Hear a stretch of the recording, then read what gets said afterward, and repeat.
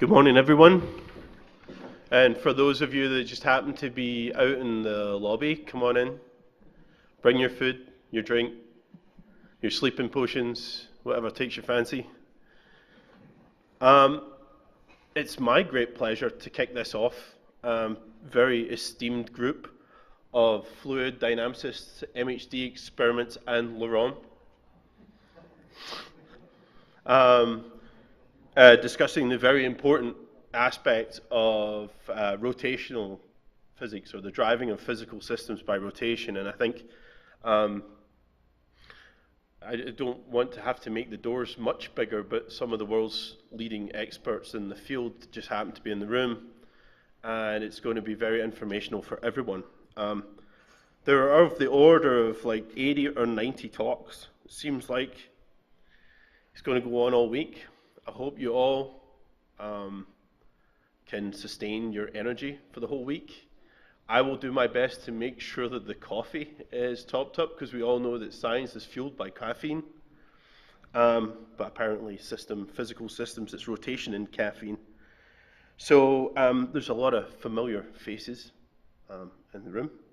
I welcome you all to NCAR and to HAO, and make sure that you are avail yourself of all the facilities that we have here. If you need anything, I want you to reach out to my trusted sidekick, Cheryl Shapiro, who's a very singular force. And I want to just give a quick round of applause for Cheryl, because she's largely put all this together. With the help of Masumi, of course, and other members of the GTP at NCAR. So on behalf of the SOC, on behalf of HAO, and on behalf of NCAR, I welcome you all, and I hope you have a fantastic week, and I'll look forward to being in and out of the talks all week. All right, cheers guys, thanks.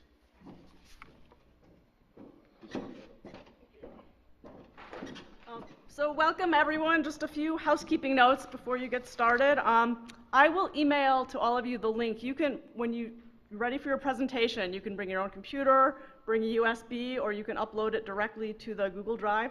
So I will email you the link. It's also on the logistics page of the website. If you have not yet paid for the banquet and wish to do so, you can see me, or go ahead and do it online, or if you owe me money, please see me. Restrooms are in the back here, when you're facing the back of the building to the right. Lunch options, the cafeteria is decent and reasonable, and within walking distance, the Boulder Brewery is just across the main street and down the block in the other office park. There's an ATM machine up near the entrance if you need some cash. The shuttle bus schedule is posted on the easel just in front of the room, as well as online if you're staying at the hotel. And when you're ready to leave at the end of the week, I would appreciate if you would recycle your name badges. I will leave a box on the table. If you need anything at all during your stay here, please feel free to ask me. I would be happy to do anything I can to make your stay enjoyable. And thank you.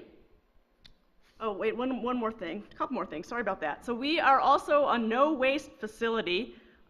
Everything we have out on the snack table out there is recyclable, or I'm sorry, compostable. So all the all the plates, bowls, napkins, everything. So please do your best to compost and recycle. And that's it. Thank you very much.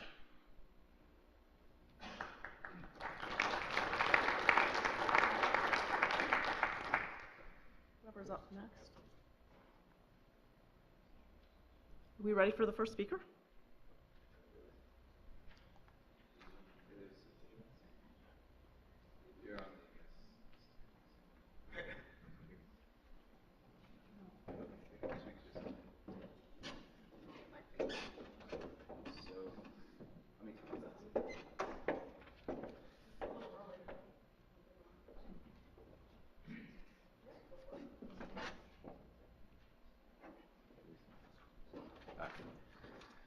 All right, first speaker is Amitabha Bhattacharjee.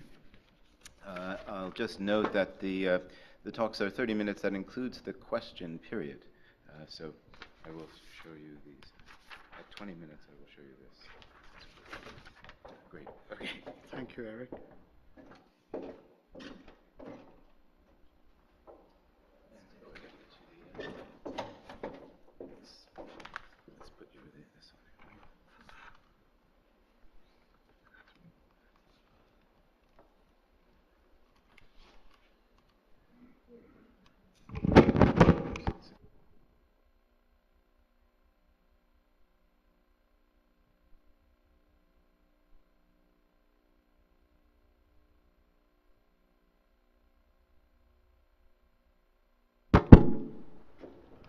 Good morning.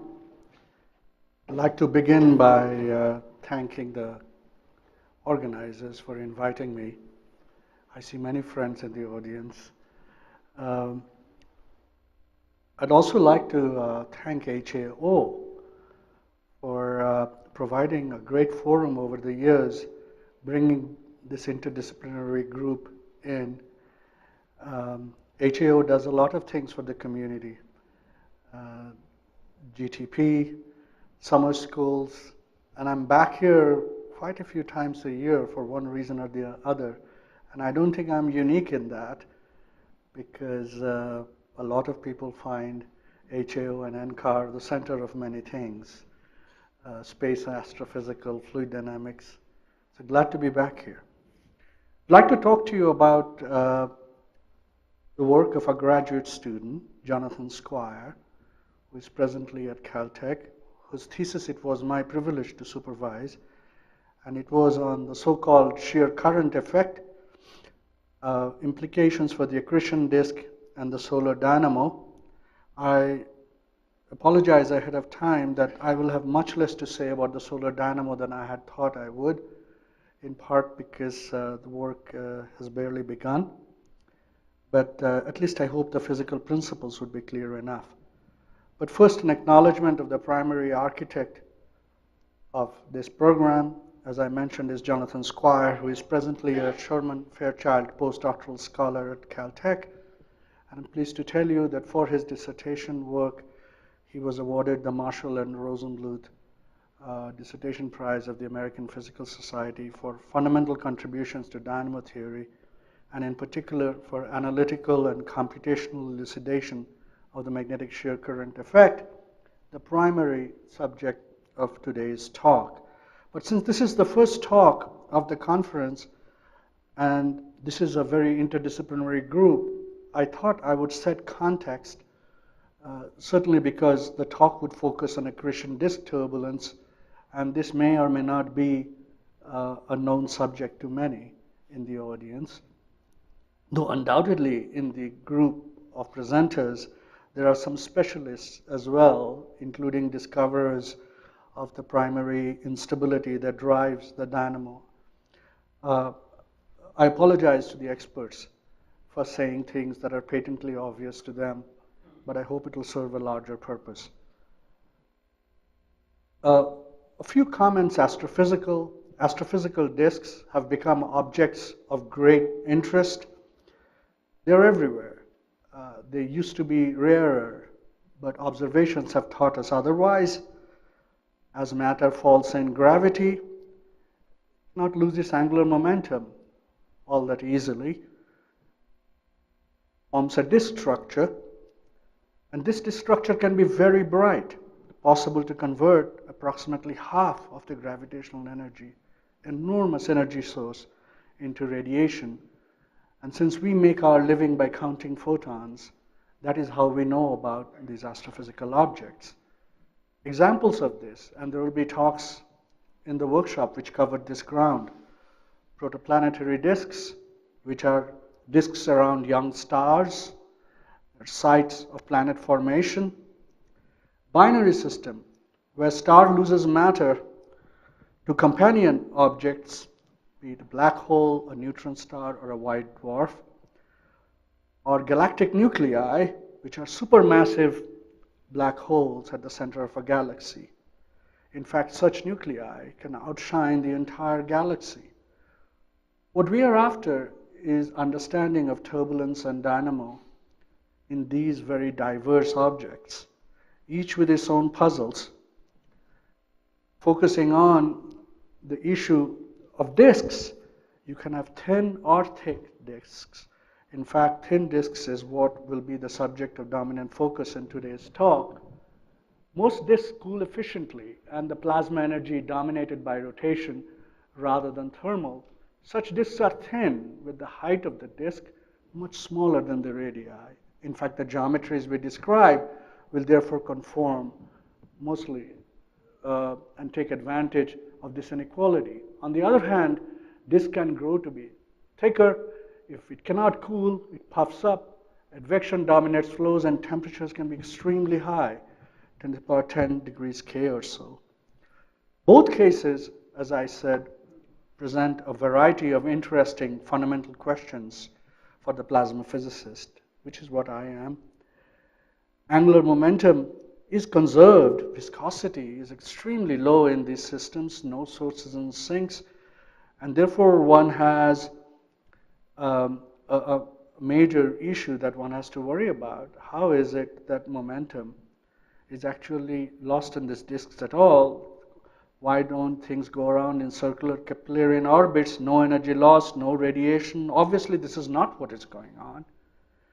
And so, as often happens in contexts such as this, one turns to turbulence as providing a solution.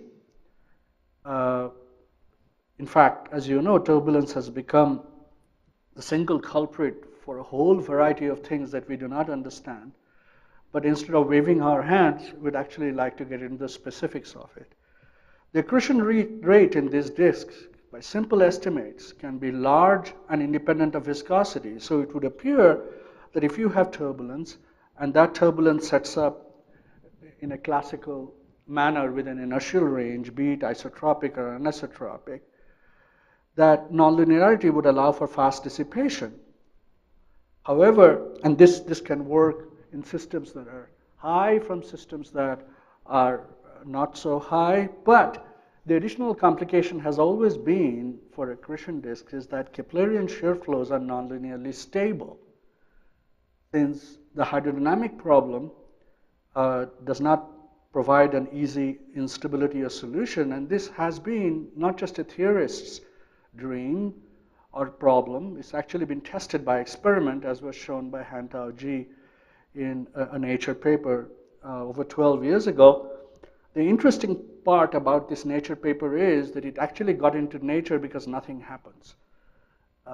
There was a real attempt at exciting turbulence, but nothing similar was seen. And this is where the MRI becomes tremendously important, and I'm sure John Hawley will tell you much more about this because he was one of the progenitors of the instability and its application to magnetorotational instability. What Bulbus and Hawley did was to build upon the work of Chandrasekhar and Velikov and showed even more so how this was really important to the problem of accretion disk transport, that even tiny magnetic fields are violently unstable. The growth rate is fast, set by shear, which is VA over omega, and creates turbulence. So for the non-specialists in the audience, this now brings us to the magnetorotational instability and why it is of great interest for the problem at hand. This turbulence, driven by the magnetorotational instability, has interesting properties. It's self-sustaining, but depends on microphysics too, because in these systems, if you look at the plasma parameters, it's not enough to do fluid pictures only. And this is, in fact, a major area of work where we expect to see much more research going forward. Furthermore, this instability generates large-scale magnetic fields. This is not a matter of speculation. Within the range of Prandtl numbers that we have, large-scale simulations have demonstrated conclusively that you do generate large-scale fields from turbulence.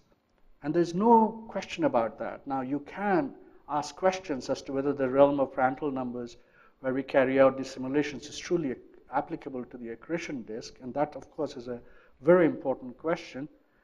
But on the other hand, there's no doubt that here we have a solution to the large-scale dynamo problem, whereby order emerges from small-scale turbulence. Examples such as this, taken from Jake Simons's work, who also has a talk in this workshop, tells you that that is so. You see large-scale coherent magnetic field generation. And this is so even in collision-less plasmas now, as Matt Coons and others at Princeton are doing through hybrid simulations and otherwise. So we now know that this is actually independent of the regime of plasmas we are in. The MRI does produce this. So there are many questions, only one of which I'll really take up in this talk. What sets the level of the turbulence? How does it depend on physical parameters, viscosity, resistivity, kinetic effects? What causes the dynamo? how strong are the self-generated magnetic fields? It is the last question which will be the subject of this talk, though each one of these subjects merits a talk by itself. So in order to attempt to understand the simplest question, and this is a picture stolen from Jake Simons' nice web page, you could do the problem globally, but really that is inadequate for the purpose of the simulations that we intend to do, whereby what we try to do is to take a small domain of this global domain and make it into a stratified shearing box, which we then simplify further. And most of the results that I'll be presenting to you today will be on the unstratified shearing box. And the coordinate system that we are following is R, theta, and Z, which parameterized the global domain, is mapped onto X, Y, and Z. So the theta coordinate, or the angle along, is really the Y coordinate in this problem. Okay, so this is the simplest possible setup we are after. And what we are after is to establish the magnetic shear current effect. And last year when I talked about this, I went into the details of the dynamo theory in much greater detail. And so I won't repeat myself here except to summarize what the principal features are. In the standard approach to dynamo that has been traditional, it has begun with kinematic dynamo theory, whereby one assumes that the magnetic field fluctuations are much smaller than the overall velocity field that drives the dynamo. This then, as you know, in classical kinematic dynamo theory, produces the celebrated alpha effect, epitomized in Moffat's monograph, but thought about by Parker and Steenbeck, Krauss, and Radler, who put Parker's ideas on a firm mathematical foundation. What they found, in fact, is that the turbulent EMF produces an alpha effect, but that the alpha effect requires symmetry breaking. And it's really worthwhile to remind ourselves right away that without doing a lot of work, you could rule out the traditional kinematic dynamo mechanism as one that works for the MRI at all. Because each of these conditions are actually violated by the magnetic shear current effect. For one, magnetic field fluctuations are comparable to the velocity field fluctuations. So the idea of keeping only the induction equation and throwing out the momentum equation at the outset, even if you should consider linear theory, is simply invalid. And what the problem calls for is treating both the induction equation and momentum equation on the same footing. Secondly, it is well known that you see large-scale magnetic field generation independent of whether you have symmetry breaking or not, as is required for the alpha effect. Numerous people have studied this problem. And so for the MRI, we are already looking at a framework that has to be different. And this is what Jonathan Squire went about building, is that put in a velocity shear flow, small scale magnetic field right at the outset, which is unstable, to large scale magnetic field. And this is what the magnetic shear current effect essentially does, is that it takes a mean BX field and by the imposition of shear, converts it into a mean magnetic field. And what you're looking at here is the velocity shear U0 that you could write in very simple terms in this shearless box. And the dynamo theory is done with an average which is left to the problem at hand. And in this particular case, our average actually means a horizontal average. X is here the radial component, just to remind you. Z is the vertical, and this is the horizontal average. And what Jonathan essentially showed was that this turbulent EMF, the dominant terminant is not alpha, which has been set to 0 by design, but actually a tensor resistivity with an off-diagonal component, beta YX, which is negative. If you do a simple analysis of the mean field equations, with this negative off-diagonal resistivity, you can quickly convince yourself that you have an instability in the system. And the whole work of turbulence then falls upon figuring out how you get beta YX negative. And this is actually discussed in his thesis, as well as in 8 papers that came out of that thesis. And I went into quite a bit of detail on this before. And what I want to emphasize is that this is non-zero due to magnetic fluctuations. And because of this, which we call attributed to the shear current effect, we actually have a closing of the loop between By and Bx, which completes the dynamo cycle. So in short then, for the systems that we have investigated in, driven by MRI turbulence, the traditional picture of E being equal, the turbulent EMF, which arises out of the beating of fluctuations V1 cross B1, averaged, produces no alpha, because alpha is 0 by design. That is not to say alpha is not important. It can be important in those classes of flows where you actually have U dot omega non-zero. But at least in this case, since that was 0 by design, what dominated was this, and the question of what happens when you actually have alpha remains a question for the future. How did we arrive then at this conclusion that beta YX, the off-diagonal element, is what is driving the dynamo? In the papers written, which I mentioned, we did a combination of several things. We carried out low RM, quasi-linear, and statistical simulations.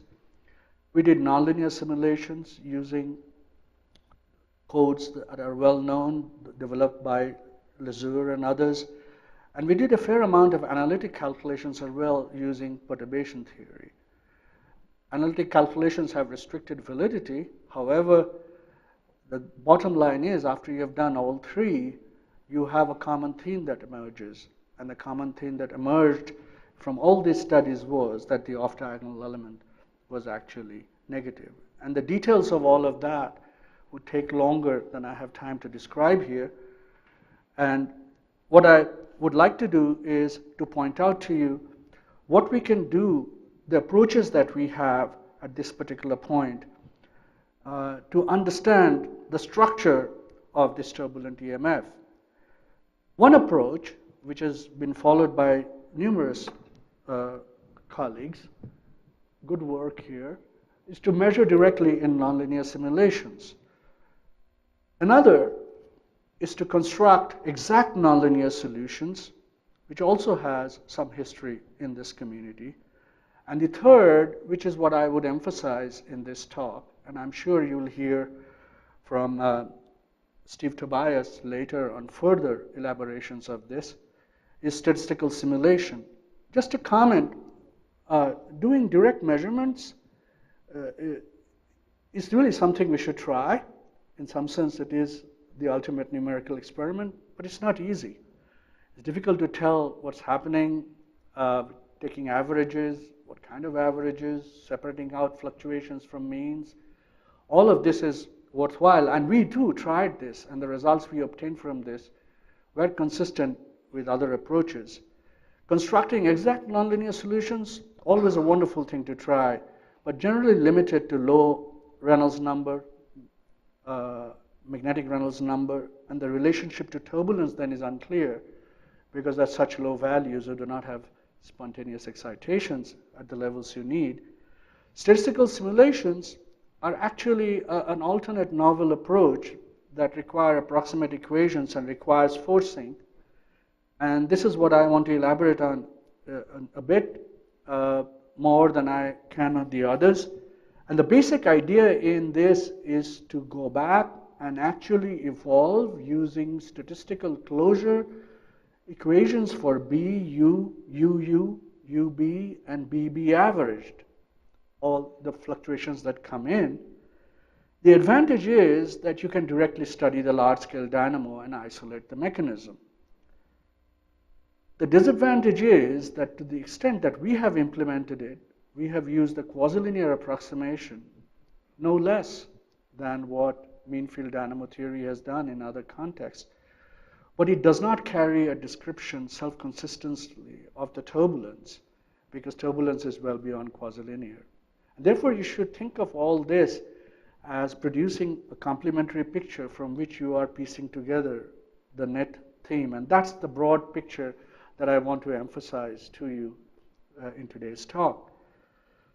The saturated dynamo that we obtained from this statistical analysis was initiated by Farrell, Tobias, and others, and was applied to this particular problem. And what you're seeing here is the growth of the mean magnetic field, a function of Rm, and we're able to do this statistical study. This was published in a Physical Review letter to very large values of magnetic Reynolds number for various values of the Prandtl number. The trend in all of this is quite clear. What you really have is, as the Rm rises, that you're beginning to see more and more of the bifurcated structures that are arising here, and these actually amount to having mean field solutions to this problem, which show large-scale dynamo features. What is interesting is, one, that there is a strong Prandtl number dependency. This is probably the most worrisome aspect of MRI dynamos, that in fact, when we try to go to higher and higher Prandtl numbers, we begin to see some weakening of the effect. In any event, that the dependency is clear, and I don't want to extrapolate on whether it weakens or strengthens as Prandtl numbers go up, because the limited range of Prandtl numbers do not enable us to do that. Nonetheless, you see certain trend. But you also learn something, which is that this is happening despite the fact that a high Prandtl number is actually more dissipative, just like it is for nonlinear MRI simulations. And I remind you of the Froment work from 2007, where Froment was actually addressing a different question that I'm addressing today. What sensitivity does the turbulence level have on Prandtl number itself? And what was concerning Froment is that that too shows a strong Prandtl number dependency. And this exercise, which was pioneering back in 2007, has now gone through numerous incarnations. And people have come up with some very good conclusions on this, which leaves the MRI on the table as a promising mechanism. But nonetheless, what you begin to see is these Prandtl number dependencies. What does this tell us? This tells us that the coherent large-scale dynamo is at least partially responsible for the Prandtl number dependence of the MRI turbulence. Statistical simulation, in that sense, is very similar to nonlinear MRI turbulence. The only possible reason for this is the dynamo. And so you really see a strong coupling between the nature of the dynamo itself and the Prandtl number dependency of the turbulence. Without understanding the dynamo, we would not understand how MRI turbulence actually evolves. And the dynamo mechanism that I submit to you after we have looked at all possible mechanisms, the dominant mechanism in our studies is the magnetic shear current effect. The kinematic effect, the well-known alpha and beta, cannot drive the observed dynamo. And in fact, it's the shear current effect that I just talked about, manifested through an off-diagonal resistivity, which has a negative sign, is what is responsible for driving the dynamo. So this brings me to the conclusions of my talk. My time is nearly up. The magnetic shear current effect is actually like inverse quenching. The small-scale dynamo can drive a large-scale dynamo. I want you to take pause and note the importance of this result. 30 years ago, we had a crisis in dynamo theory. What did we learn? We learned that the predictions of kinematic dynamo theory are seriously challenged by nonlinear effects. We learned that these nonlinear effects amount to a back reaction of the growing magnetic field on the alpha effect itself, and that, in fact, it produces a quenching of the alpha effect. Mechanisms were found. Work led by Blackman, Brandenburg, and others showed that helicity transfer across boundaries can obviate some of these problems. Nonetheless, the problem of nonlinear quenching without worrying about boundary conditions were really serious. And what did we learn from the work of Karlsrud, Anderson, and a whole bunch of other people is that if you start a system with a low level of magnetic fluctuations, while the mean field grows only a little, the fluctuation has a tendency to grow very, very rapidly, and this is what we call the small-scale dynamo problem, and we understood its overall characteristics today very well. However, the small-scale dynamo was ubiquitously regarded as bad. It overwhelms mean field growth. What we are learning from Squire's work is that, in fact, in the process of growth of that small-scale dynamo, it has a long-term consequence that can actually be positive, namely that the growth of magnetic fluctuations on the long time scale actually promotes the growth of the mean magnetic field. So it puts traditional dynamo theory expectations on its head.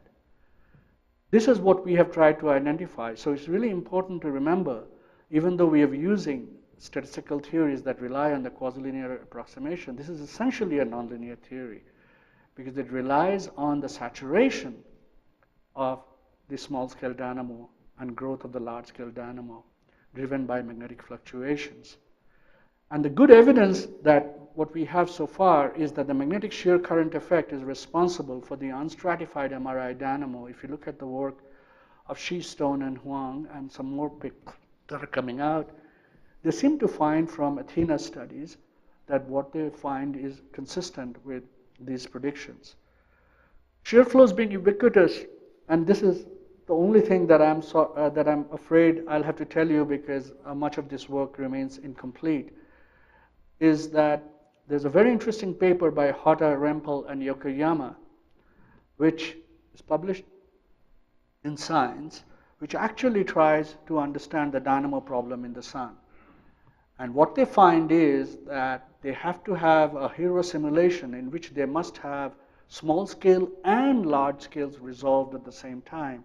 That a simulation that does not do both actually underestimates the extent of the dynamo effect. The solar convection zone is a very different system than the accretion disk is. Nonetheless, this feature that the small scale growth may in fact drive large scale growth is a common theme between the results I've presented to you from the accretion disk and that what we see in the solar convection zone. This deserves further exploration because we're looking at two rather different systems which might have similar underlying themes. That remains work for the future. I thank you for your attention.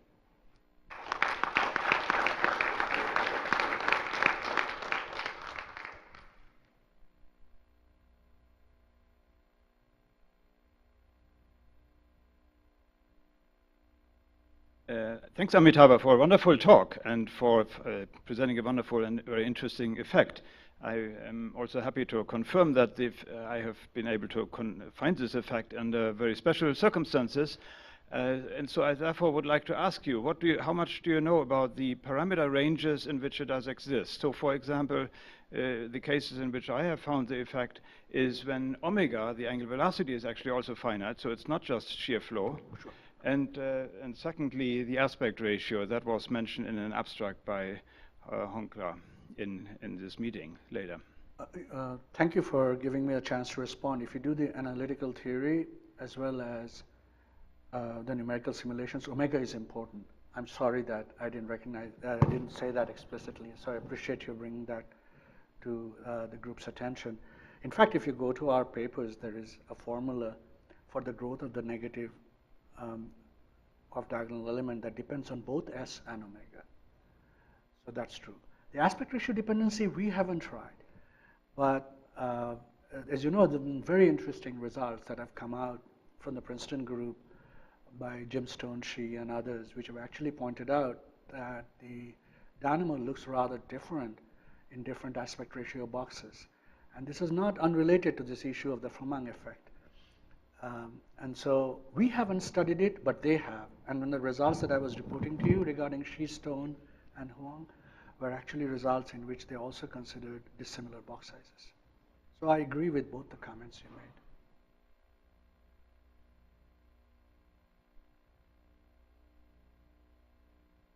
Nice to know that you have corroboration, because I haven't seen your corroboration of these results, and I look forward to. Thanks for the very nice talk.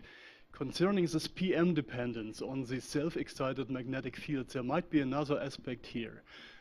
Because when you go to very low PM, it might be that all this helical and azimuthal MRI stuff comes into play. And then we know that they do not work for Keplerian flows, but they are working for a little bit steeper flows. And if you have some self-excited magnetic field, they might easily come up here if you have some B phi, which has another R dependence than 1 over R. And then this PM dependence might become dramatic if you have a self-excited magnetic field here. So then, because then you have the dissipation-induced instabilities like helical MRI and azimuthal MRIs. This might be another aspect in the limit of very small PM. I agree with you. In fact, Rudiger and others, as you know, and also your experiment, which I hope will bring more insight into this, have brought out features. Take, for example, the non-modal growth of the helical MRI, as, which is very qualitatively similar to the MRI that I talked about here.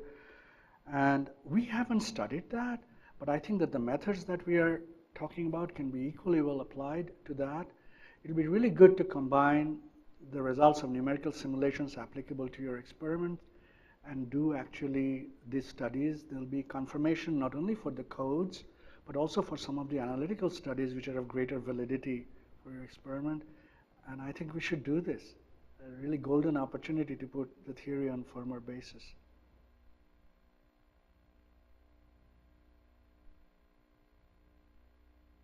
Thanks for this very nice review on the work which has been done on the MRI dynamo.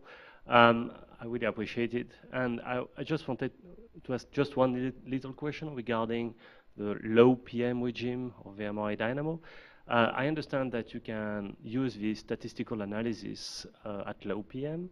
So in principle, you could do the experiments you've done at PM 0.1, let's say, and you will presumably measure turbulent EMF. My question is, from this sort of numerical experiment, can you give us any insight of why the MRI dynamo is inoperative at low PM? And can you also tell us whether or not this dynamo would eventually work at high enough RM, which is not reachable today with numerical simulation? Very good questions. I agree with you that I think we can actually push this analysis in the low PM regime and done this. I think Jono did some of this work, but not conclusive enough to quite nail a scaling. But we really like to do that. I agree with you that this is a very good thing to try. Consider doing it, yes. I have a question. Is this working? Oh. Yeah. High resolution numerical simulations tend to show that the resulting viscosity in an accretion disk just decreases with increasing resolution monotonically. So perhaps the old dream of a self-consistent disk is simply not realistic. The viscosity clearly depends on the external magnetic field, which is a factor that cannot be predicted. It's something that varies very much from star to star, and it's something that's always present. So what's the point of really thinking of accretion disks with no external field? You asked a question that I also posed during my talk, namely our inability to obtain at the present time results that are truly conclusive numerically at Prandtl numbers that are a lot different from unity. But I take a different view than you do perhaps, because what I do see is that even kinetic simulations now, to the extent that they are feasible, are beginning to teach us that this is a fairly robust mechanism, independent of whether even the fluid equations are valid or not. And I derive some encouragement from that. I'm not going to jump into the fray and say that the results in the small-scale dynamo that we've obtained so far are enough to justify our optimism. I don't know that. But I actually see that this is actually happening in a number of these studies. So my friend Jim Stone at Princeton refers to the MRI instability as Mr. I. For him, MRI is a lot more robust than it is in my mind yet. And he has plenty of reasons to do that because he has thought about this problem much longer than I have. I agree with you that there are some really big questions regarding the validity of some of these results. All that we can do is to push the boundaries and see where we come up with. I do not know of a better alternative either, because not that hydrodynamics has left us with a solution.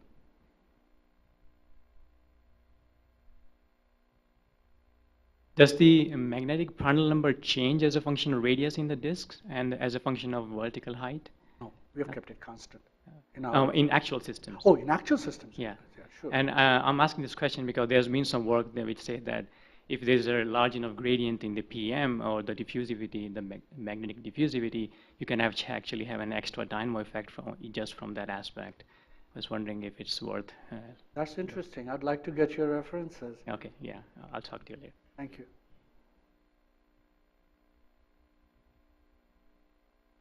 Is it fair to say that there is, so at a high RM limit, there is still a gap between the theory and the simulations, that is to say, need to extend the theory to the high RM case? Maybe you can comment I agree. on that.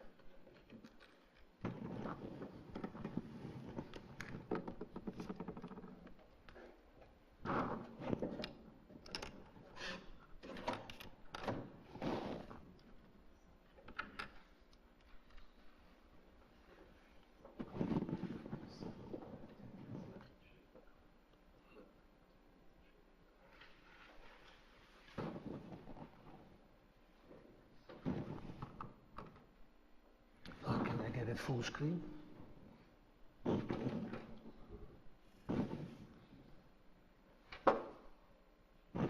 should be full screen, so not in this way. So.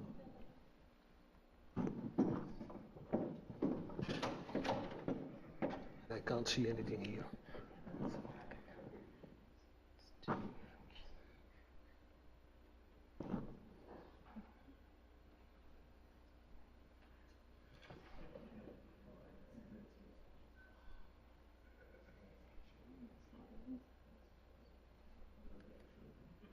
Oh, that is not needed.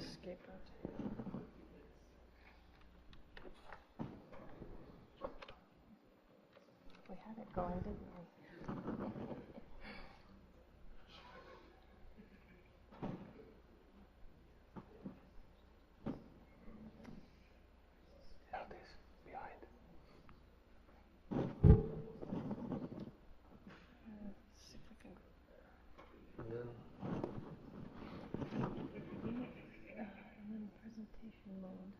Decimal is below. I don't know why it's not displaying on your screen here, though. Oh, there we go. That's what I wanted. There we go. To duplicate.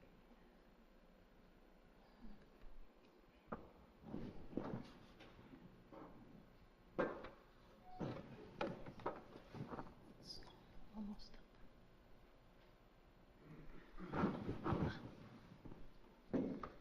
So, now it's done. Thank you very much for your patience. First of all, I would like to thank the organizers of this workshop. I'm happy to be here, and I would like to present results basically at the other end of the spectrum, because my talk is about laboratory experiments in small-scale setups. And it is about rotating Rayleigh-Bénard convection and probing by Lagrangian methods the rapidly rotating regime. It is work performed by my former PhD student Hadi Rajai, in collaboration also with my colleague Rudy Kunnen at Eindhoven University of Technology. So the topics I would like to address today.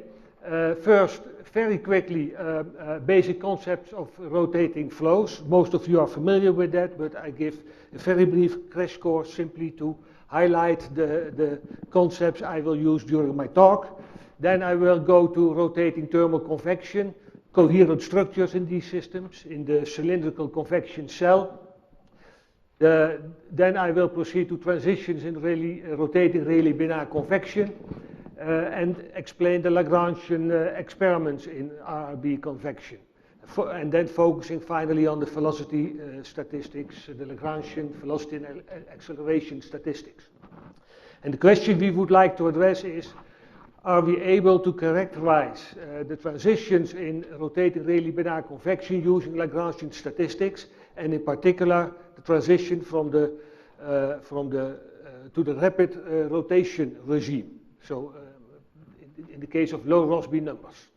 So a typical setup we have used in our lab, not for convection experiments, but at least to generate rotating turbulence, is such a setup. We have a rotating table facility. We put a container on top of it. We force the flow, in this case an electrolyte solution. It is forced by magnets below, and we have electrodes on the side so that we can drive the flow. Here we have a snapshot of the pattern of magnets, so then we can generate forced rotating turbulence. And what we see basically is, in the non-rotating case, we added in this visualization flakes to the turbulent flow. These flakes follow the turbulent fluctuations, but not the most rapid fluctuations. Now, but what you see is that you have in the non-rotating case, you see only a part of the container in this case. You see clearly the snapshot of the turbulent field, but when you are increasing the rotation rate, you see the emergence of these Taylor-Proudman columns. And the basic idea is, of course, as you all know, we have the Navier-Stokes equations in the rotating frame of reference. Then in the extreme limit, steady flow, Rossby much smaller than 1, so rapidly rotating flows in the bulk, so viscous effects negligible. Then we get the geostrophic balance, and this all results to the Taylor-Proudman theorem that the velocity will not change in the direction parallel to the rotation axis, at least in the bulk. Now, we are considering rotating convection, so we have to extend this case to the Boussinesq equation. The similar conditions, but we have here the additional contribution due to the density effects or the temperature effects. And when you then apply the same procedure as you are using to get Taylor-Proudman, you will have an additional term on the right-hand side that is proportional to the gradient of the temperature, and it means that you then, this is the basis of the geostrophic wind. So the rotation axis is vertical. What you see is that the vertical velocity component still doesn't change in the direction of the rotation axis, but the horizontal components will vary depending on the horizontal temperature gradients in my in my system. And that is an aspect that comes into play when you are considering rotating convection.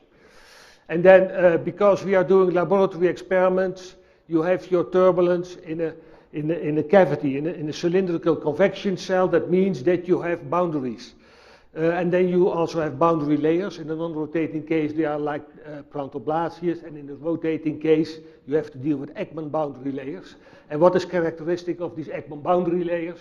You can basically go from the Navier-Stokes equations in the rotating frame and then zoom in what is going to happen near your bottom or top boundary of the convection cell. And then you will have a balance of the Coriolis force, pressure gradient, and the viscous dissipation. Then you can solve this set of equations. That is rather straightforward because it is in the end linear, but the main conclusion there is that there you will have a vertical velocity component, and at the edge of the Ekman boundary layer it is coupled to the bulk vorticity in the flow, and that is the Ekman pumping, and that plays an important role, of course, in these rotating convection experiments. And basically it means in the non-rotating case you will have the sheets coming up from the plates. In the rotating case, in the boundary layer you will have a spiraling motion towards the ascending fluid column, but due to the background rotation and the dynamics in the Ekman boundary layer you get swirling flow. And what you see is that you always get the emergence of cyclonic vortices at the bottom plate and the top plate. So these are a few of the basic mechanisms. Let's then go to rotating thermal convection. We have a cylindrical cavity, aspect ratio 1 we choose. We have a high temperature at the bottom, a low temperature at the top, temperature difference delta T. The rotation axis is parallel with the axis of the cylinder. This is our setup also in the laboratory. We introduce the Rayleigh numbers. We have the Prandtl number related with the properties of the fluid. And we can now also introduce for the rotating case the Rossby number, which is basically the ratio of buoyancy over rotation. In our lab we have several setups. This is one of them, where we are able to look inside the flow itself, inside the cylindrical cavity. We put it in a cubic box simply because we have optical diagnostics and we would like to have not that much disturbances by the external surfaces. In these experiments we set up, basically done with water. We have Prandtl about order 7, Rayleigh numbers typically 10 to the power 9 in these experiments, and the Rossby numbers are varying from infinity, no rotation, up to Rossby is even 0.04, that is rapid rotation. Now this is then the starting point of the experiments. The first experiments have been focused quite some years ago basically on the transition from the non-rotating regime to the rotating regime. How did we do that in our experiments? We have a laser sheet because we have optical access to our convection cell. We put 2 cameras on top so that we have 2 eyes, and that means that we can, by adding small particles in the fluid, we are able to track these particles and to extract the horizontal and vertical velocity components in a particular layer you are considering. Now with that one, we can we can observe the structure in the flow by measuring the velocity field. For the non-rotating case, it is well known that you will observe the formation of a large-scale circulation in your cylindrical vessel, and that is what we also see when we measure below the top plate, outside, sufficiently far outside the boundary layers. But what you see basically is that you have a region where you have an upward flow that is colored red, and a region with downward flow, and basically this is a signature of the large-scale circulation near the top lid. But then, when applying rotation, then you see that at a certain rotation rate, the large-scale circulation tends to break up, falls apart into pieces.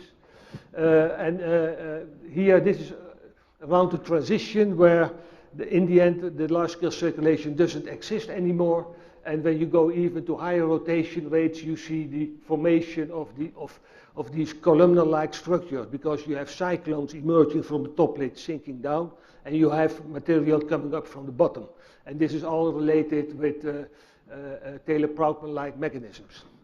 When you look into halfway the cylinder, you can make an experimental movie here, and this is what you then observe. These are quite small scale vortical structures dancing in the flow. But what you also observe, red is cyclonic, and blue is more or less is anticyclonic, or has an anticyclonic signature. I just said that near the top and bottom plates you only have the formation of these cyclonic vortices. So what is going on? Have once again a look at this mechanism. We can apply that to this particular problem. Here we have the bottom plate and the top plate. Suppose we have here vortical structures emerging upwards from the bottom, downwards from the top. Focus here on the upwards moving fluid. This is a cyclonic vortex sucking hot fluid from the bottom upwards. So that means that the fluid in the vortex is on average warmer than its environment. So that means on average you have a gradient of the temperature in the bulk. It is colder, on average colder here than in my vortex. That means that you can apply the wind balance here, a negative gradient. Consider the thermal wind now in cylindrical coordinates. Here this is not so interesting, but consider the second line. There we see that the azimuthal velocity reduces as a consequence of your negative temperature gradient, the radial temperature gradient indicated here. And that means that the swirl, when it goes up, the swirl will decrease and eventually even get opposite sign. And that brings in further anticyclonic vorticity. Now this is the situation you see when you go from non-rotating Rayleigh-Bénard to rotating Rayleigh-Bénard, and basically the general picture also for the heat transfer is basically this one. When you have no rotation, you have the large-scale circulation. When you have rotation, you have these columnar-like structures bringing hot fluid from the bottom and cold fluid from the top to the opposite walls. And with that, we are able to at least to understand some of the mechanisms that are responsible for the heat transfer increase when you increase the rotation rate. No rotation on the right-hand side. It appears that the Nusselt number is basically independent of the rotation rate up to a certain Rossby number, and then we get a linear, more or less linear increase of the heat transfer. What is happening at that transition is quite well known now, but basically the character of the boundary layers, which is Prantoplascius right from the dash line, becomes Ekman left from the dash line. And that means that a different dynamics is responsible for the transport of heat. But okay, this is the part we know, and we are in the end now interested, and that is the work Hadi Rajai has done in our lab, focusing on the second transition, the transition where the heat transfer becomes maximum and then suddenly decreases. Can we characterize that by using Lagrangian statistics and understanding what is going on in the coherent structures in the flow? Now, for that we apply now 3D particle tracking velocimetry. Basically, we have here LEDs on attached to the frame. We have, of course, the convection cell on the rotating table, and we have the 4 cameras on top. We add particles, and we track them individually and extract Lagrangian statistics. Now, as you could see, illumination is with blue LEDs. Dominant wavelength 455 nanometer, but this is the picture you get. You saw it already in the movie, and that is a nightmare. So we have to filter a bit and play with particles. That is what we have done by using fluorescent polyethylene particles, and they excite in red. So that means that using a filter we can distinguish the reflections from the signal we are interested in. This is the picture you get after filtering, and then you can easily follow the particles and doing statistics. So when you then consider the weakly rotating case, you track the particles. This is an example of an experiment. This is a perspective view, and this is a top view. Basically what you see is indeed particles near the top all behave, they all have the characteristics of the large-scale circulation, consistent with what has been measured earlier by Kunnen. Then when we have rapid rotation, Rossby is 0.1, then we see that the particles show quite disordered motion. And when you look on from the top, you see basically that they have the signature of swirling motion. And that is related with the formation of these vertical structures. Now, based on the data we extract from the experiment, we are then able to measure the velocity and the acceleration of these particles and then use them for statistical purposes. First, the test. So, what did we see for the non-rotating case? That are the left plots. This is the velocity acceleration PDF. For the horizontal ones, we basically get a Gaussian signal, a Gaussian PDF. And for the vertical components, we get tails. And that means that that there is a kind of discrepancy between what has been observed and reported in the literature here. But then, and for the acceleration PDFs, it is quite nice agreement. So we check this further because this should be right before going to the rotating case. Those guys also did numerics, and then they also focused on these tails, and basically in the numerics they got the tails, that are these orange curves in this PDF. So these results in our view are reliable, and we compare them also with our numerics, and basically all the data fit on top of each other. So now we can go to the Lagrangian statistics. Now what we observe now, we go from Rossby is 1 to almost 0.01. What we see is, and the dashed line is the transition to the rapid rotating regime. The velocity RMS, horizontal and vertical ones, all decrease due to turbulence reduction. But the horizontal ones are counteracted by the swirling motion. And that is related what is going on near the top and bottom plates. When you measure the ratio of the horizontal and vertical RMS velocities, what we see here, for example, here near the top plate, we see a distinct change in behavior when we cross this position. The similar can be said for the vertical motion. It is strongly suppressed for all positions in the container, and that is due to turbulence reduction only, which is explaining in the end this jump. When we are focusing on the acceleration PDFs, we see similar behavior. We have in the bulk of the flow, we basically have no effect of swirling flows. But when we are near the top plate, we already see that there is enhanced horizontal acceleration due to the swirling and Ekman dynamics. And it suddenly increases when we cross the transition to rapidly rotating flows. And what we also see is that it is going to the bulk.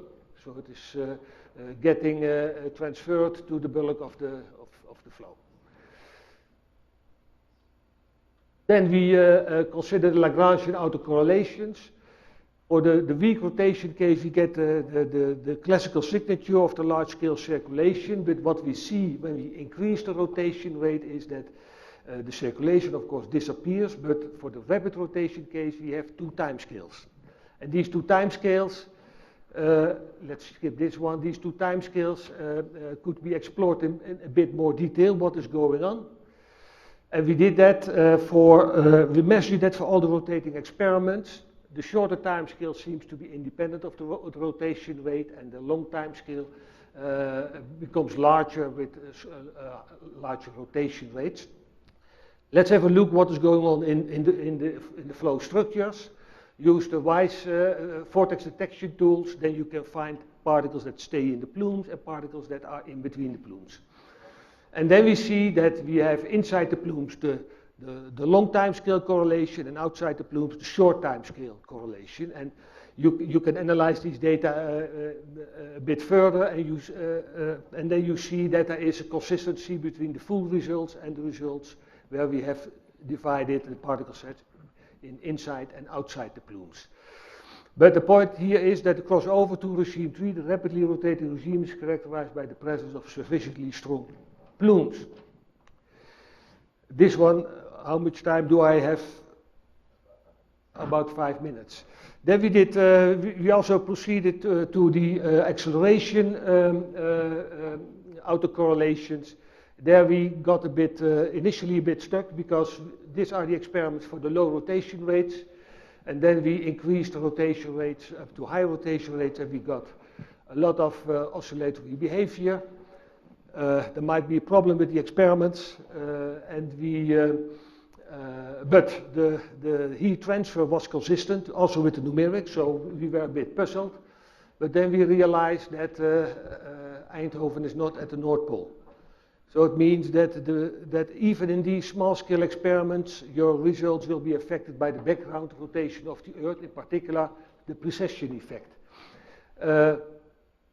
Now we did then use adapted equations. Details can be found in this paper by Meunier and colleagues. And what you do then, if you add the additional terms representing precession, then you got consistent results compared with the experiment, as is seen here. Blue is numerics and red is experiment. Now the outlook is, that is the work by Rudy Kunnen in my lab, going now from the small scale experiments we have in the lab, and we can probe the rapid rotation regime, but we want to go further because we want to increase the Rayleigh number, increase the rotation rate. And for that, and basically it means that we would like to go to this green regime, to the geostrophic convection regime, and the orange regime is the basic regime you can reach when you use water as fluid. And this is from our colleagues in Los Angeles, Jonathan Anu's group. And then you see what happens in the rapid rotation case. Here in Eindhoven, we will go to this large-scale setup where we can have a convection cell up to 4 meters high, and then we can reduce the Ekman number in these experiments significantly, order 10⁻⁸, and the Rayleigh number up to 10 to the power 11. So then the question was, where are we able to characterize the transitions? Yes, we are able to do that. And the main conclusions of this work is that emergence of a second autocorrelation scale, and that is related with separation of the lack of communication between the vortical structures and the bulk. So that is an additional mechanism playing a role in the rapidly rotating regime. And that is the second point, the reduced interaction. Vertical plumes penetrate further into the bulk. That was a known result already in the literature. Lagrangian accelerations did not provide immediate better insights, but we now understand why. And precession plays here a role. But the main conclusions are the first three of this work. Thank you very much.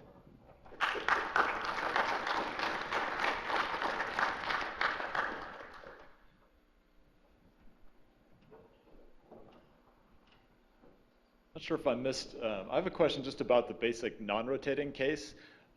Your Rayleigh number was what, 10 to the 9? 10 to the power 9.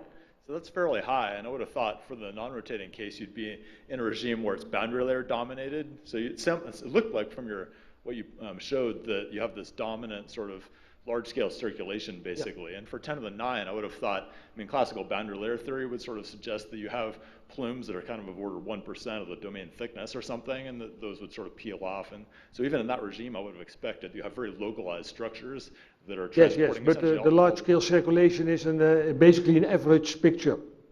Oh, so it's a time average? Are you averaging through? I mean, the classic picture I would have thought would be that even in the non-rotating case at 10 to the 9 Rayleigh number, that the heat transport would be dominated by the boundary layers. Yeah, and you see when you have, for example, Schlieren-like experiments, you can really observe these sheet-like plumes going upwards and downward, but they all together basically form the large-scale circulation. And these structures, maybe they are in the stereo PIV data, but because we measure only in one layer, it is difficult to extract them.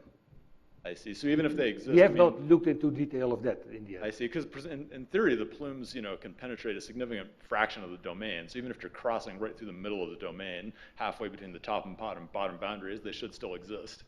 They should still? They should still exist. Yeah, I guess so. But we did our stereo PFE measurements, except the movie, Most of them are made somewhere at 80% of the height of the container, so that is near the top plate. And are these, and the trends that you showed was a function of Rossby number, are those are all done at constant Rayleigh number, I guess? Yeah. So then that suggests that the ratio of Rayleigh number to the sort of critical Rayleigh number is varying across that sample, is that right? In our community, we are basically changing Rayleigh and Rossby in this kind of experiments. Of course, from the geophysical community, other approaches are used. Sure, I just want to understand how you set it up. Thank you.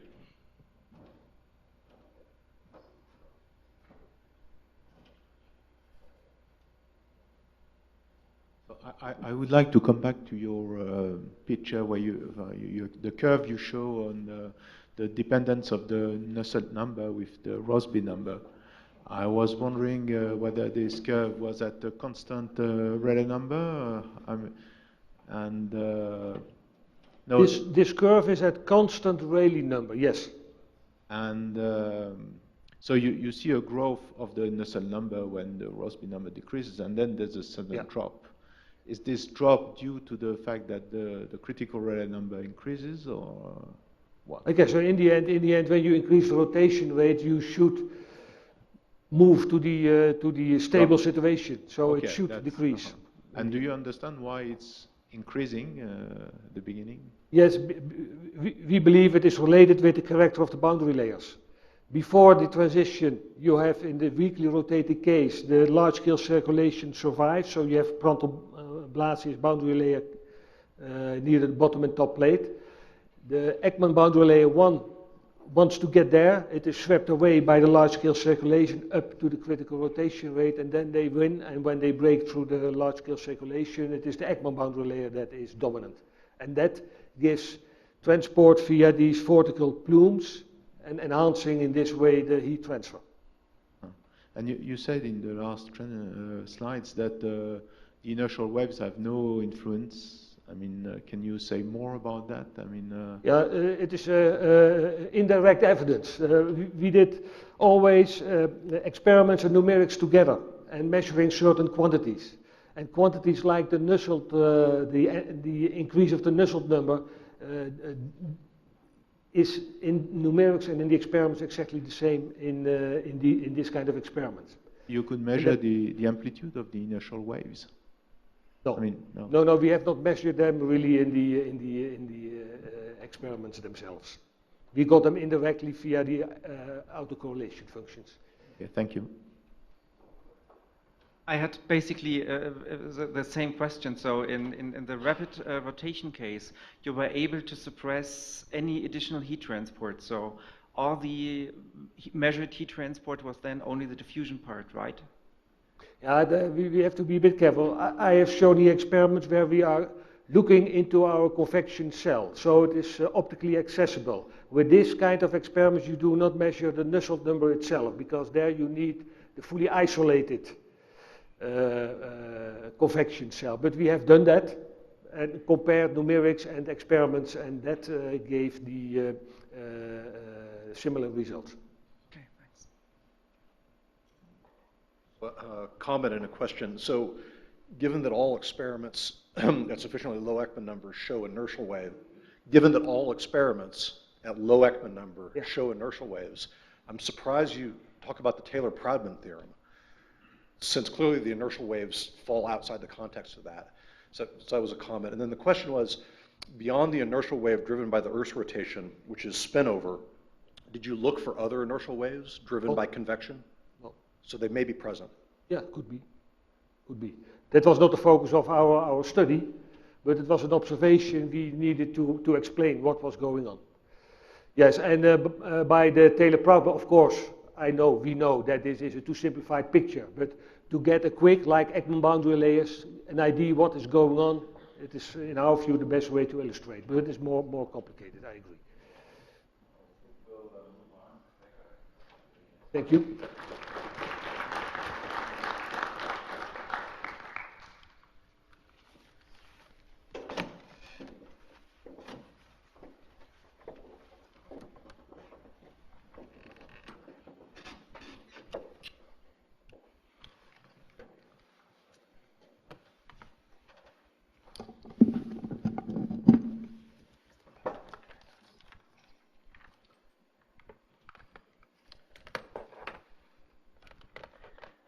next speaker is Krista Soderlund.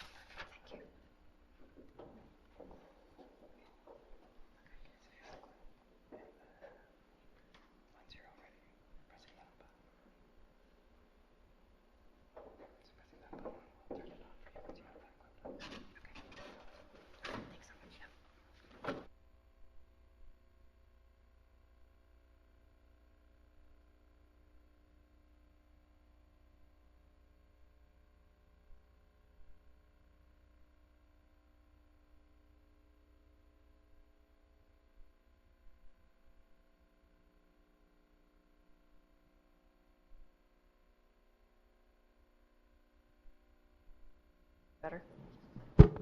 Okay, great. Hi, everyone. Thanks. I'll be talking about the dynamos of ice giant planets today. And those are Uranus and Neptune. And I'll divide the talk into 3 parts. One is kind of give an overview of Uranus and Neptune so we're all on the same page, followed by some hypotheses on explaining their really unique magnetic fields and putting them in the context of giant planets across the solar system. And then I'll follow that by a few numerical simulations trying to explain these magnetic fields in more detail.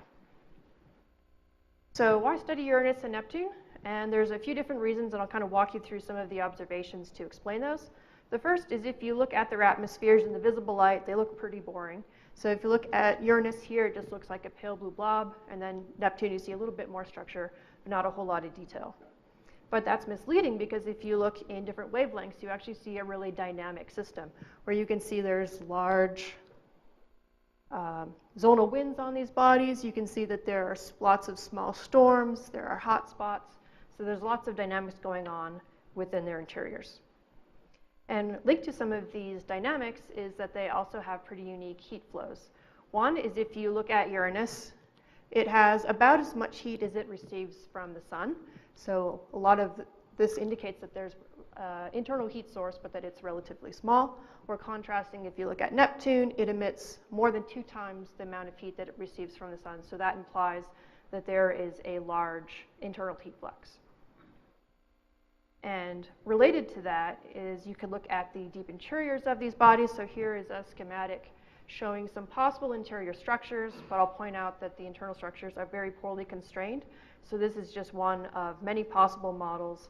And mostly I want to show it because it shows that the interiors are really unique. So in both of these bodies, there's thought to be an outer molecular envelope of hydrogen and helium. Is there another laser pointer that works a little better?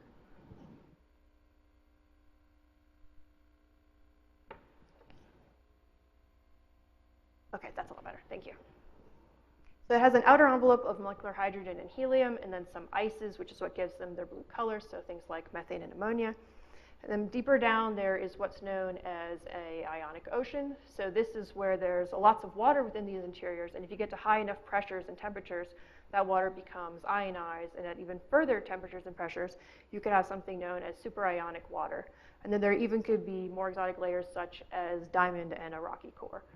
And I'll also show that on Uranus, there's also a potential to have a layer of stable stratification within the interior as well, which is one way to potentially explain how you have such little amounts of internal heat flux in the observations that I just showed on the previous slide. So the other thing we can look at is their magnetic fields, and this is just a schematic showing their magnetospheres. And the thing to notice is that these don't really look like Earth's magnetospheres, where in the fact that they are offset from the center of the planet, and then they're also really strongly tilted away from the rotation axis. So this is unlike any other magnetic fields we have in our solar system, and they have really kind of spatially and temporally complex characteristics. And then thinking more broadly, you might want to think about exoplanets.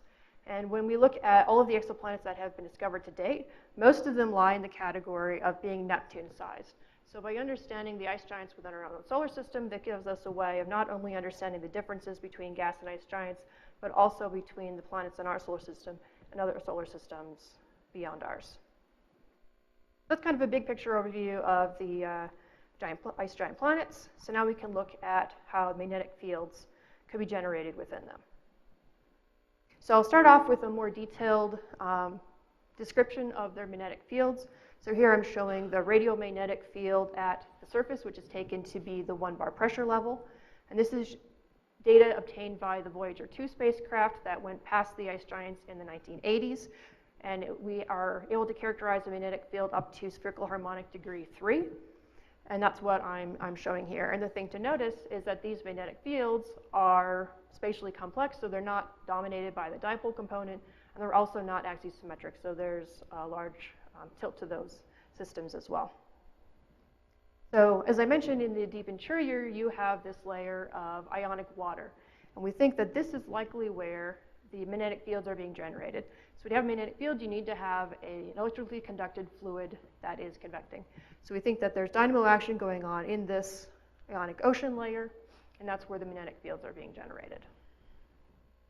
But this leaves the big unanswered question of why do these magnetic fields have such unique morphologies in the first place, and what processes are governing these types of characteristics.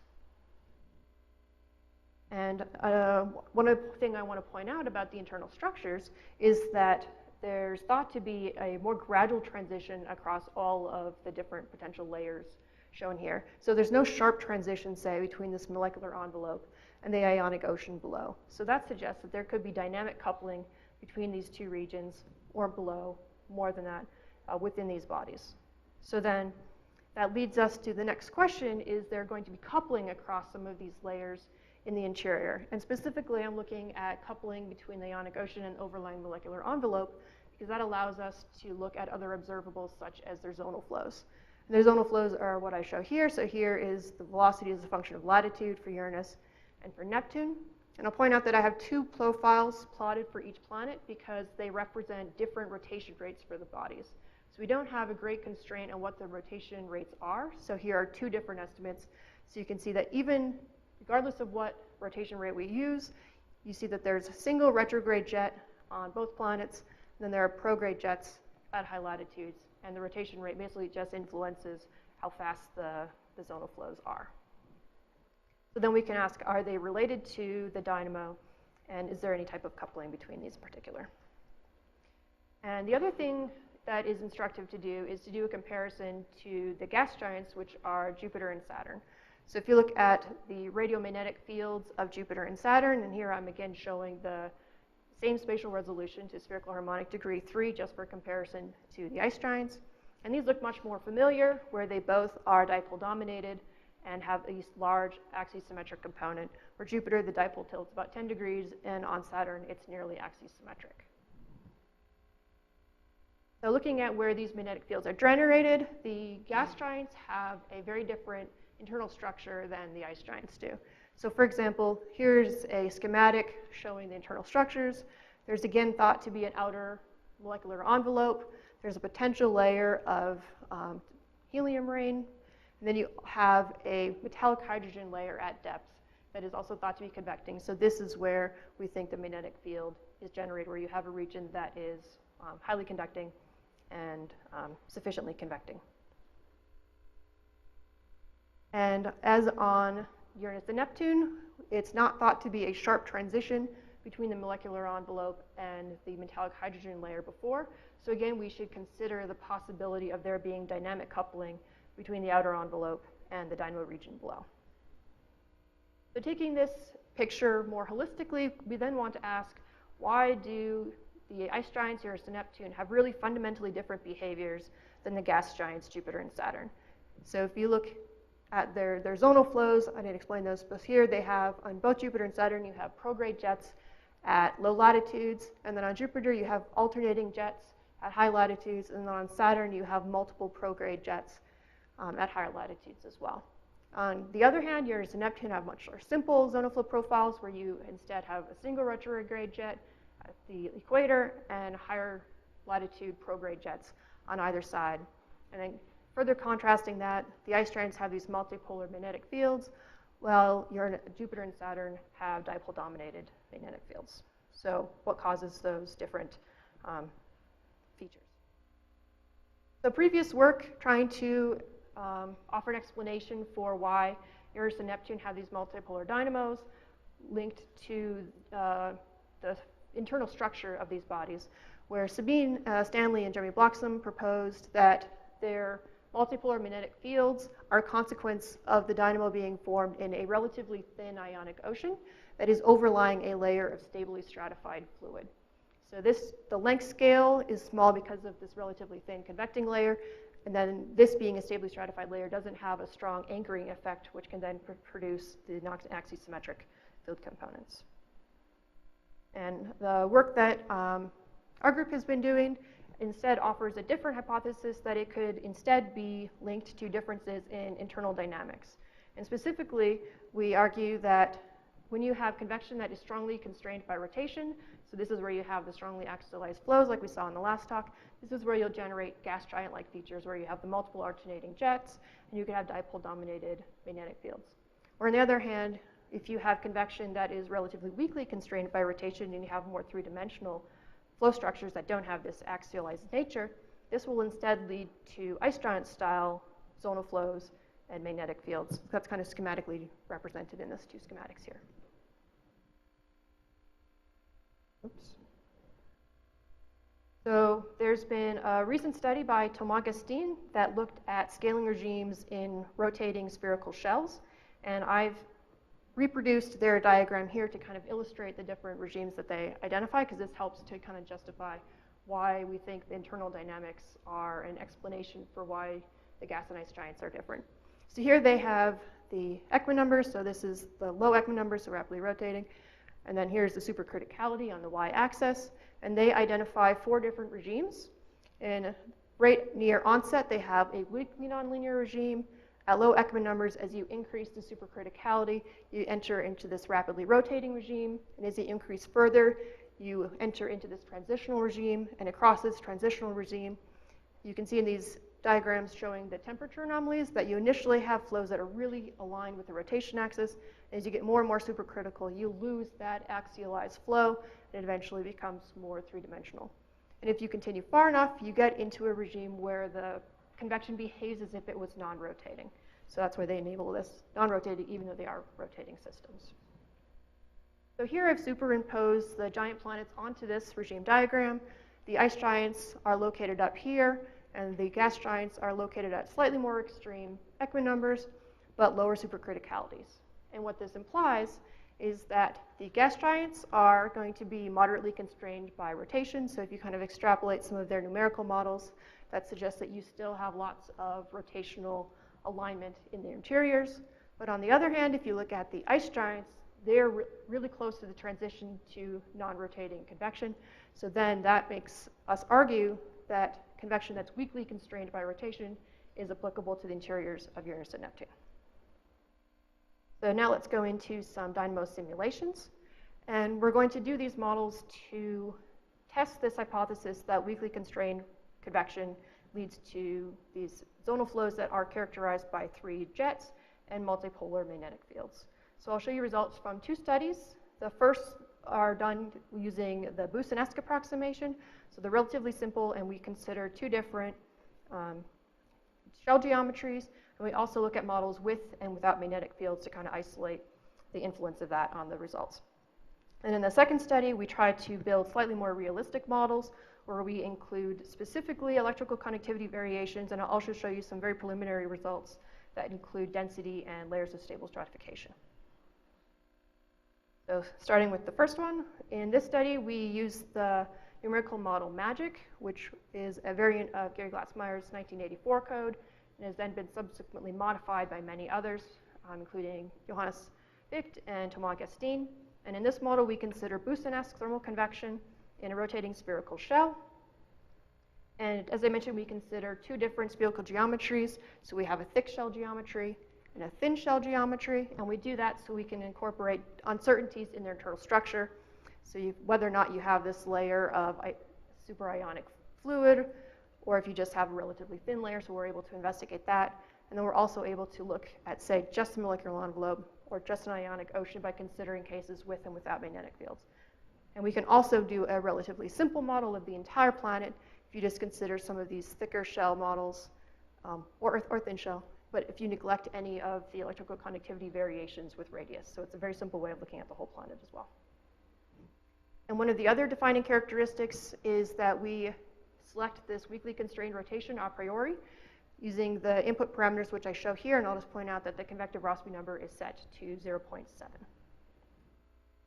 I'll start off with some of the zonal flow and meridional circulation results first. So here I'm showing the non-magnetic cases first. So the plots on the left show the zonal flows, and the plots on the right show the meridional circulations. And the thing to notice is that on both of these models, regardless of a thick shell or a thin shell geometry, we get an ice giant style zonal flow pattern where you have retrograde flow far from the rotation axis and prograde flow closer into the rotation axis.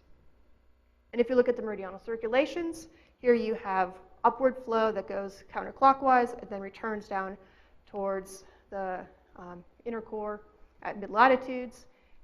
And then in the thick shell case, you have another polar meridional circulation cell that has upwelling fluid at the poles.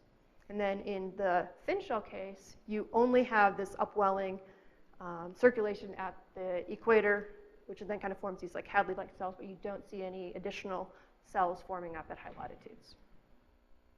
You then want to consider what happens when you add a magnetic field to these cases, and you can show that there aren't really any fundamental changes that occur in most of these results. So again, you just see a little bit of weakening in the zonal flow amplitudes in the thick shell case, but in the thin shell dynamo case, you actually see more substantial damping of the jets, especially at high latitudes, where you're actually able to damp the prograde jet almost entirely, so you have weak retrograde flow within the tangent cylinder. So then moving to the magnetic field results themselves, here I'm showing the magnetic fields in their full spatial resolution, which has 213 spherical harmonic degrees. And here is the thick shell dynamo and then the thin shell dynamo. And the thing to notice is that these are both very small scale and multipolar, and they have really locally strong spots, and that the thin shell dynamo is considerably stronger than in the thick shell case. And here I'm using a dynamic Alsacer number because this is a way of representing how strong the magnetic field is going to react on the convective dynamics. And because this case is larger than 1 and the thick shell case is smaller than 1, I think this might be an explanation for why you have such strong damping of the zonal flows in the thin shell dynamo case. So to summarize what we've learned from this first study is that convection that's weakly constrained by rotation does indeed generate dynamics that are similar to what we observe on Uranus and Neptune. So we're able to get 3 zonal jets that have retrograde flow far from the rotation axis, prograde flow interior. We get Hadley-like meridional circulation cells at low latitudes in all cases, and if the convective region is relatively thick, you also get polar cells. And we also see the magnetic fields are multipolar and small scale, and they can be strong locally, like even to the effect where it can damp out some of your zonal winds if your dynamic Alsacer number is large. So now let's move to the second study, and this is where we include electrical conductivity in the models. But we also changed the numerical model to instead use the Rayleigh model. So this is a code that's been developed by Nick Featherstone to be broadly applicable to both planetary and stellar dynamo systems, and it can be both anelastic and incompressible, and it uses a similar pseudospectral approach that MAGIC used. So in this case, we want to look at the influence of electrical conductivity variations within the planet. So that is what I'm showing on this plot down here. So this is the electrical conductivity as a function of normalized radius. And here you can see that the electrical conductivity is largely constant through the first, the lower half of the planet approximately. And then as you get to about 60% of the way, you start to have rather large decrease in the electrical conductivity of the planet. So we want to be able to incorporate these types of electrical conductivity variations in our models. So we do that through 3 cases that I'll show here. One is we want to have kind of a benchmark case where we have constant conductivity. And we also do 2 cases that use a tangent function to vary the conductivity as a function of radius.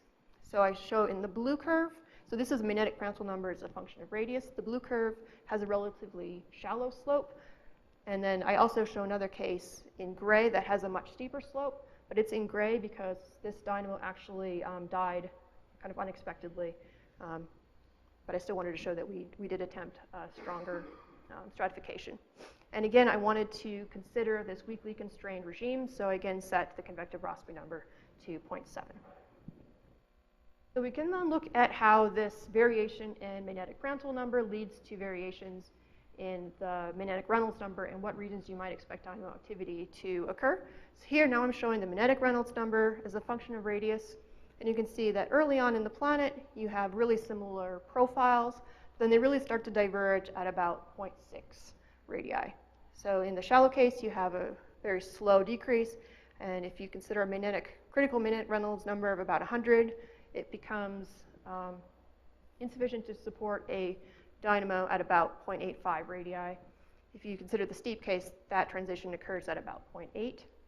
And then on the other hand, in the constant conductivity case, you actually have an increase in the magnetic Reynolds number as you approach the surface or the outer boundary of the simulation. So now we can look at the radiomagnetic fields in the simulations. So here again is the magnetic Prandtl number as a function of radius, and this black line shows where I'm showing these magnetic field surfaces.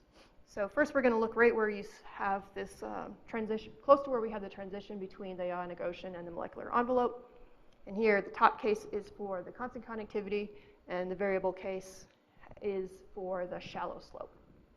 So these two cases at this location differ by about a factor of 2 in the Prandtl number.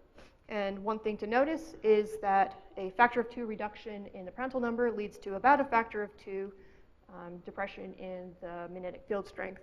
And as you might also expect, the field morphology is larger scale in the variable conductivity case than in the constant conductivity case. So if we next then consider the surface or the outer boundary of these simulations, that's what I'm showing in these two plots, you again see that there is the general trend where the variable conductivity case is both weaker and larger scale than the constant conductivity case, as you would expect. And when you have a approximately 70 factor of 70 change in electrical conductivity between these two cases, this leads to about a factor of 5 reduction in magnetic field strength. And again, you're getting a much larger morphology as well as what you'd expect, and it's more similar to what you see on the planets. And speaking of the planets, if we then add the radiomagnetic field observations from Uranus and Neptune, so Uranus is on the top, Neptune is on the bottom. Here I've converted their dimensional units to Althusser numbers. You can see in the variable conductivity case, we are able to generate this multipolar magnetic field as you'd expect, but that the amplitude is again too large, where it's about 0.1 in the model, but then it's closer to 0.01 and even more than that in the observations. So that's not unexpected just because we have a insufficiently stratified molecular envelope. So as we get to more realistic simulations that have a larger contrast in conductivity between the molecular envelope and the ionic ocean, we expect that these to become even more similar to the observations. So then we can look at the surface zonal flows. So here I'm showing all 3 numerical simulations with their zonal flows now converted to dimensional units as a function of latitude. And all 3 of these cases show really similar zonal flow profiles, where they again have the same structure where we saw before of the 3 jets. But we also notice that we don't have any strong magnetic damping in these cases. So you don't see much change between any of these models. So the damping isn't important in this case. So then we can compare against the observations. So in the black, I've superimposed the observations using the Heled et al. 2010 rotation rate. And you can see that while the pattern looks right, the amplitudes are much, much too strong in the models by approximately a factor of 4 in the equatorial jet, where it's really significantly too strong. But there's been a few additional assumptions that we've made in these models for simplification purposes that may be able to explain why we have such anomalously high zonal flow speeds. And one is that we didn't include any density stratification in the models. So here I'm showing the density profiles as a function of radius for a number of different internal structure models, and you can see that you do have a large variation in density with depth. So that's one thing that we'll need to have taken into account in future models. And even more than that is, I mentioned earlier in the talk, the possibility of layers of stable stratification. So for example, Uranus has this low internal heat flux, and there's been this idea that you could have a layer of stable stratification kind of holding a lot of that internal heat within the deeper interior. So that's another potential way of reducing some of the zonal flow speeds.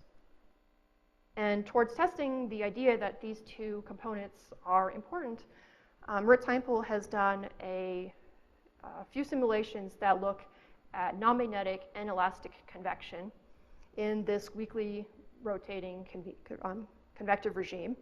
And to kind of illustrate the other aspect of his model that incorporates a layer of stable stratification, I'll just show here that here is a zonal flow profile function of radius and latitude. And this gray line here indicates where the fluid is convecting in this thin region here, while above that you have a really thick, stably stratified layer on top of that. And what you can see here is that the zonal flows are again retrograde at low latitudes and prograde at high latitudes, but one of the differences is that you no longer have this axial nature of the zonal flows. So it's no longer, kind of invariant with z, and instead kind of varies entirely on the cylindrical radius. So here you have much more variation in the z direction, and it can even change signs. And on the plot over here, I'm showing the zonal flow profile in dimensional units that help us to compare against the observations, which are shown in black again. And now you can see that we did a much better job matching some of the observations. So this implies that inelasticity and potentially layers of stable stratification are a critical way of incorporating or obtaining these types of realistic flow speeds in these types of convective regimes. And with that, I'll kind of wrap up. And the main points that I want to leave you all with is that Uranus and Neptune are really fundamentally different bodies within our own solar system. They have zonal winds and magnetic fields that are unlike any other bodies. And by understanding these kind of unique bodies within our own solar system, it allows us to understand other planets within our solar system as well. And it's also really applicable to understanding exoplanets more broadly. And we've talked about two different hypotheses to explain the multipolar magnetic fields. One looks at internal structure, and the other looks at internal dynamics. And towards testing this latter hypothesis, we've done some numerical simulations that show that convection that's weakly constrained by rotation is able to generate these type of ice giant features. And beyond that, we show that a layered model might be necessary to explain the zonal flows in particular, their amplitudes. And then future work is going to act to integrate this density stratification and layers of stable stratification into the dynamo models that I showed to have a more complete picture of what's going on in the ice giant interiors.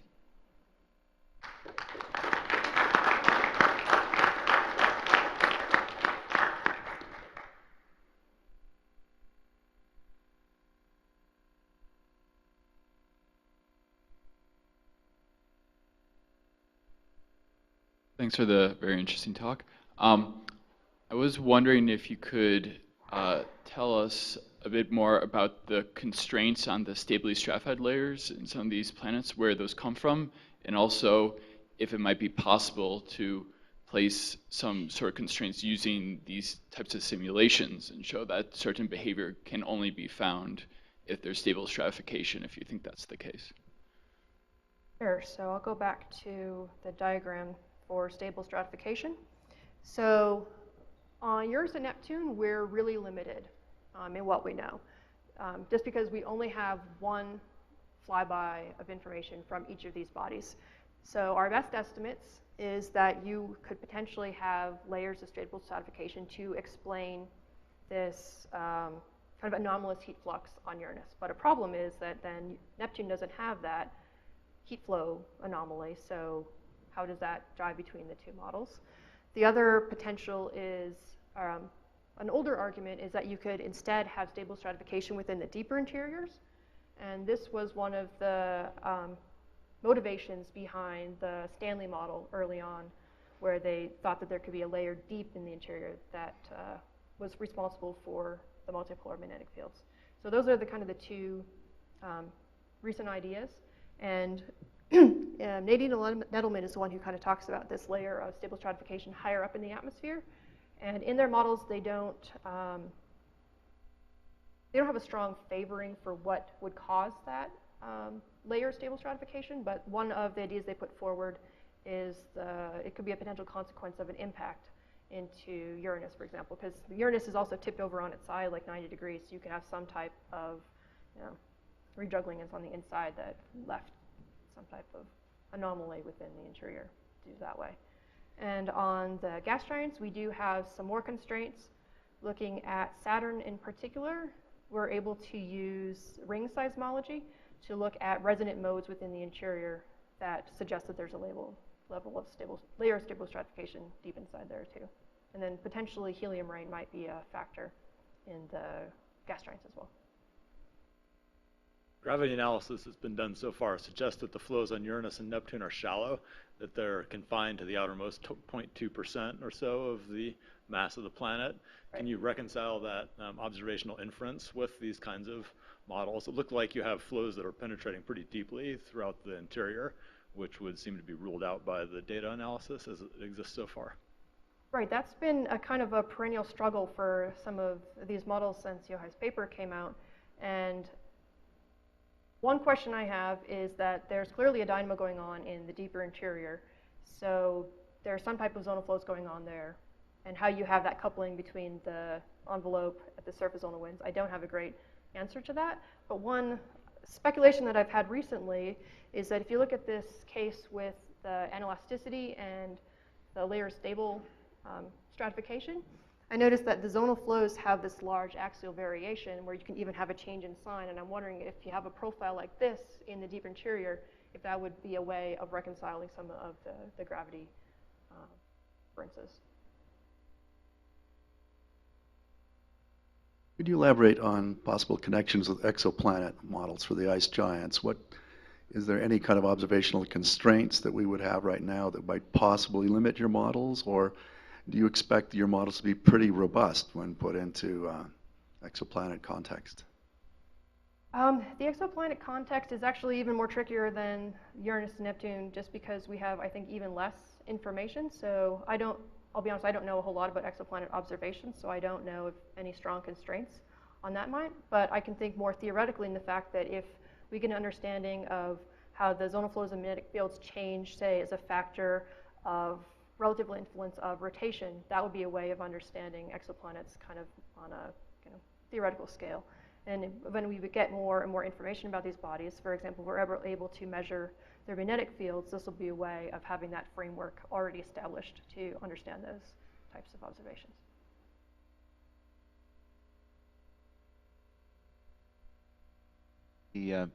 As you know, the interior structure models are dependent on unknown, like equations of state and such in the interior. And I was going to ask if there were, but there's some efforts to try to push forward and measure equations of state at high pressure and transport coefficients at high pressure and such. If you had a short list of what you would advise as the most important possible things to measure, what would you, from experiments that would be most useful, what might you put on that list, I guess? So I would include things like the electrical conductivity and the viscosities, I think, because, for example, looking at this layer of superionic water, we know very little about its kind of dynamical properties. So how viscous is it? How will the heat transfer be affected through a layer like that? So those types of measurements would be the ones that I'd be most interested in.